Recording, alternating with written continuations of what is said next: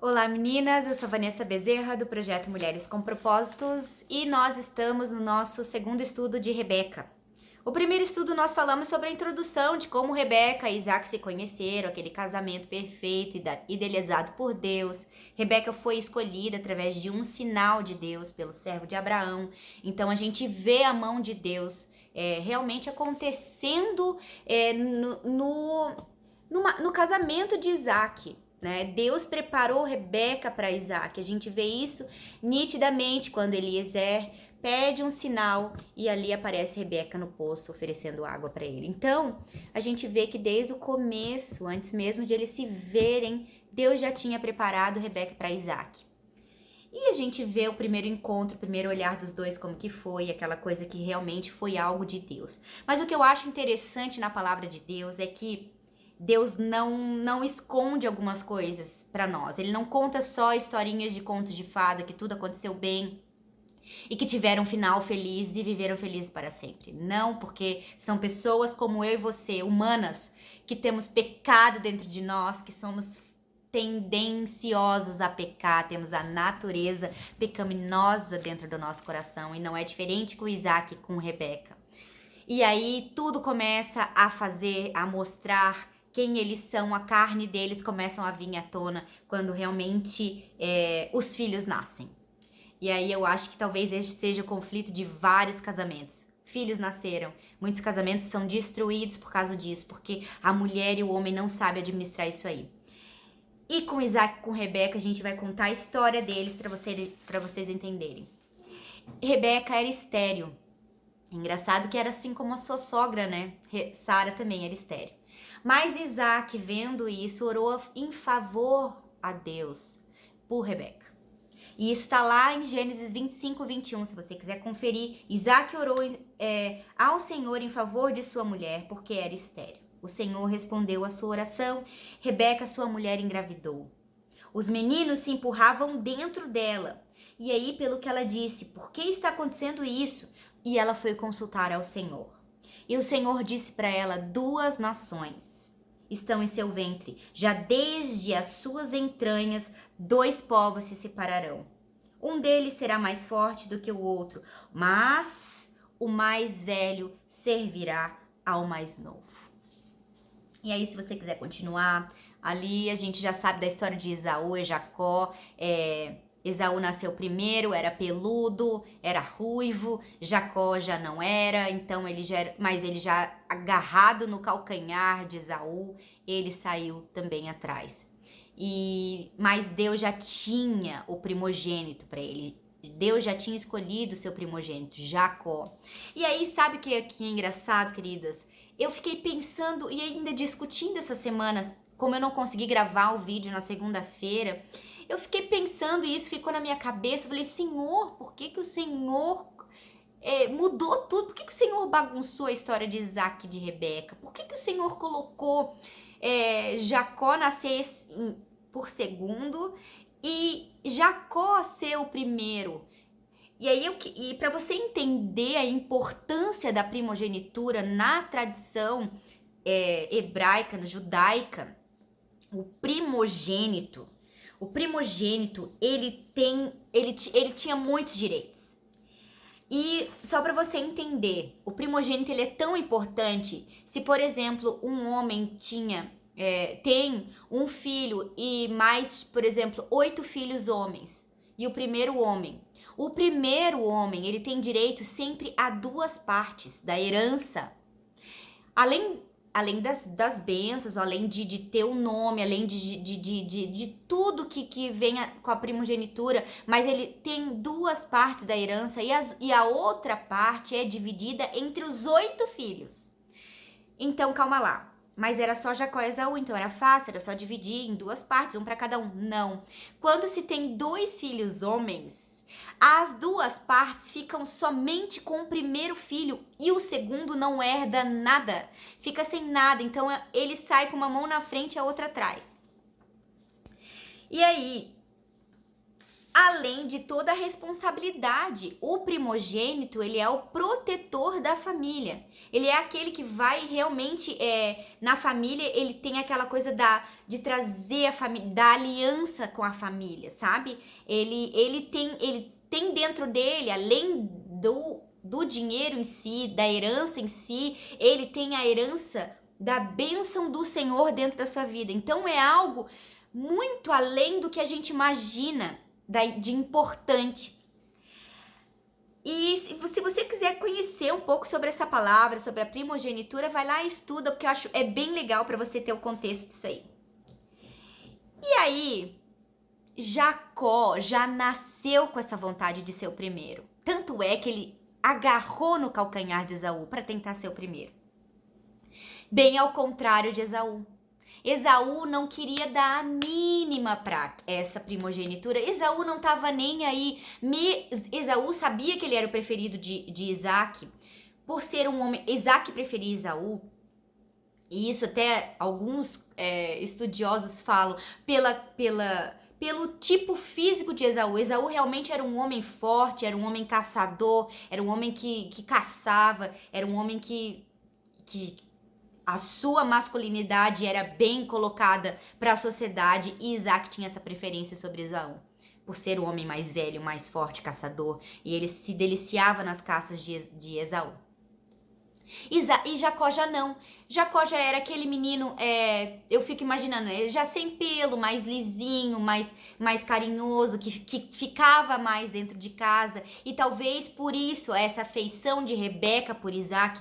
Rebeca já sabia da promessa do Senhor, sabia que Isaac já era o primogênito no coração de Deus, porque Deus tinha falado para ela, e eu acredito até que ela tenha falado para Isaac. Acredito que ela tenha comentado isso com Isaac. Talvez esse conflito já começou desde aí, e aí cada um pegou o seu favorito. Só que Jacó era de fato primogênito, porque Deus já tinha falado isso.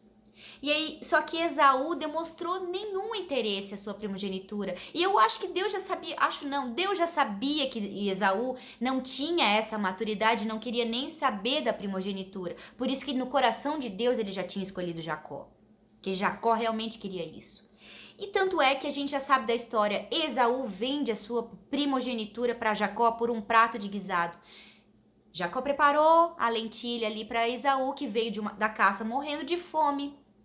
E Esaú vendeu a primogenitura para Jacó por um prato de guisado. Mas isso foi a artimanha de Rebeca. Rebeca fez isso para Jacó já pegar Esaú e já conseguir com ele a troca da primogenitura. E aí talvez isso foi um ponto, talvez não, isso foi um ponto muito errado da vida de Rebeca.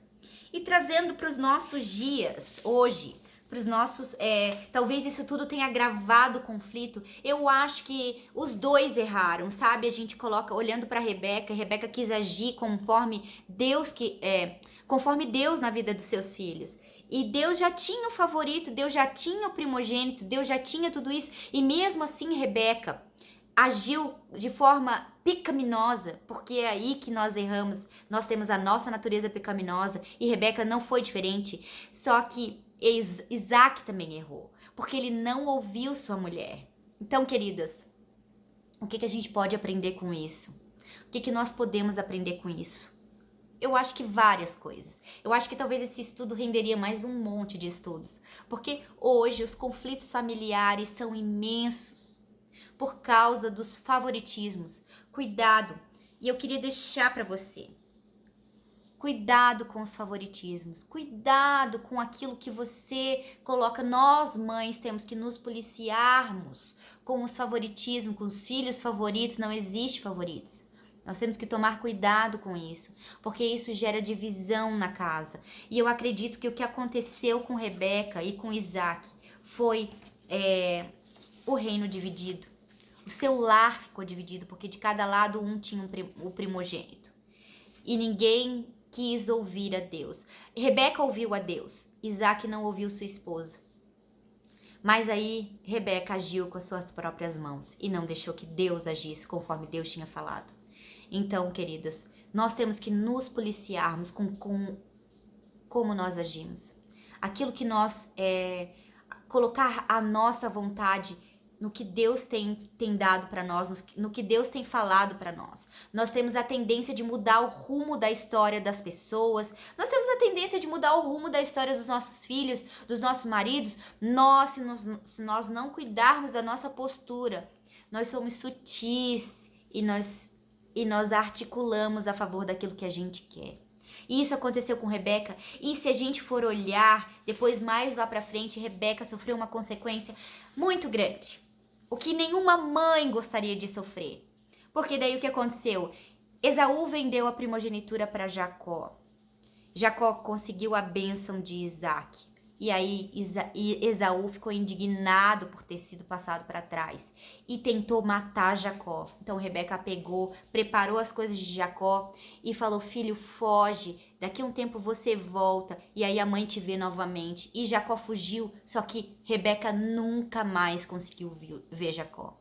Rebeca nunca mais acompanhou a vida do próprio filho. Queridas, e Jacó foi um homem tão importante. Dali partiu uma linhagem maravilhosa, porque a bênção de Deus estava sobre Jacó. A primogenitura estava no coração de Deus sobre Jacó. Mas Rebeca, por ter sido não ter sido obediente a Deus, ela perdeu o privilégio. Eu acredito que Deus privou ela realmente por ter perdido o privilégio de ser uma mãe presente na vida dos seus filhos. Uma mãe que viu seus netos, uma mãe que acompanhou a história do seu filho, e Rebeca, não aconteceu isso com ela. Tristemente, ela teve uma morte solitária, porque o seu filho ela nunca mais conseguiu avistar. Sabe, queridas, a lição que isso nos traz é cuidado com os partidarismos que a gente tem dentro de casa. Eu tenho mais de um filho, eu tenho 3. E eu tenho que me zelar. Não porque eu amo mais um ou porque eu não amo o outro, mas a gente tem essa tendência de afinidades com alguns filhos, por temperamentos, por jeito, e talvez aquele que é mais parecido contigo te traga mais conflito, te deixa mais nervosa e você acaba jogando ele mais pro lado. Cuidado com isso, queridas. Nós temos que ter uma prudência com os nossos filhos. Cuidado com os reinos divididos dentro da nossa casa. Então, a lição que eu queria deixar para vocês hoje desse estudo é o prejuízo que nós temos com as influências erradas. O prejuízo que nós causamos na nossa casa com as nossas atitudes erradas. Você já conseguiu pensar sobre isso? Como as nossas influências do nosso coração, não aquilo que Deus quer, como isso influencia negativamente dentro do nosso lar.